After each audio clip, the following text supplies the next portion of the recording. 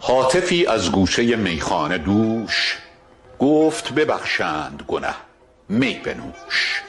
لطف الهی بکند کار خویش، مژده رحمت برساند سروش. این خرد خام به میخانه بر، تا می لعل آوردش خون به جوش. گرچه وصالش نه به کوشش دهند، هر قدر ای دل که توانی بکوش.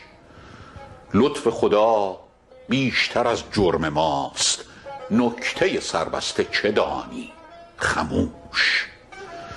گوش من و حلقه گیسوی یار، روی من و خاک در می فروش. رندی حافظ نه گناهیست صعب، با کرم پادشه عیب پوش. داور دین شاه شجاع آن که کرد، روح قدس حلقه امرش به گوش.